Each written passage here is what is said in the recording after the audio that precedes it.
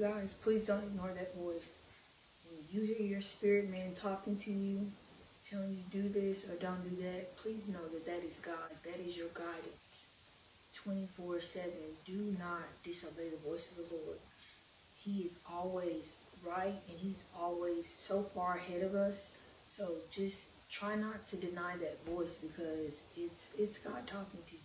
He can be telling you to take a different route to get to a certain place. He can tell you not go hang out with somebody, or go sow into this person, or do this or do that. And that, by us listening to God, that is also going to be a pure manifestation and evidence to other people that God exists. You know, there's people that's really looking for God, that's looking for signs, miracles, and wonders.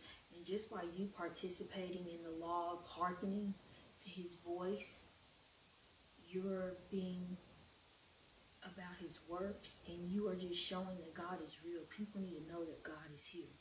He's everywhere we go. So please just listen to that voice and, you know, do what God is telling you to do. Like, you never know how God is going to use you. And that's why I say, you know, just do what you love.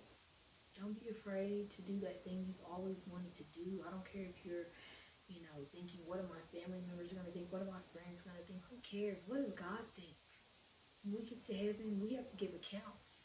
God sent us all here on this earth to do an X amount of things, and that's what matters most. I'm here to be about my Father's business.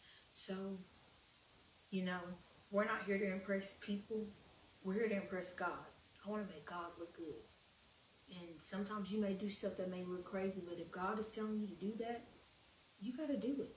And it literally says in Joshua 1:9, have I not commanded you? Be strong and of good courage.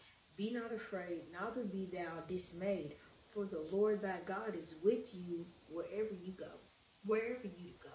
He didn't say, I'm only with you at home. I'm only with you in the car. I'm only with you at the church. He said, I'm with you wherever you go.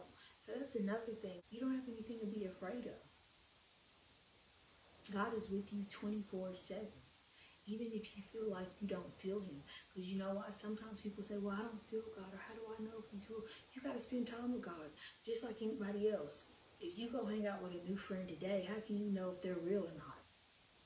You have to spend time with that person, and in due time, they will show you who they are. That's how God is. Like, the more you read his word, the more you talk to him, the more you praise and worship, you're going to know his voice. You're going to know his presence. I'll never forget one of my most memorable times with God and intimate moments that I had with God was I was at one of my sister's house one night, and I was just feeling lonely. And I will never forget this feeling.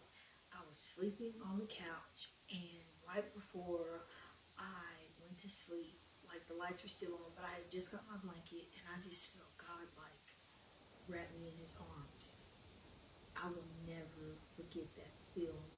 I could literally feel him just hugging me and loving me. In that moment, I just felt so warm and bubbly, and I just felt like an angel. I just love God so much. And that probably happened about 6 years ago, but you know God when you feel him.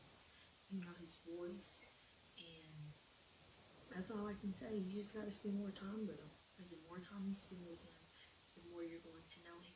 And he is just, I just love him. He's everything to me. He's my rock. He's everything.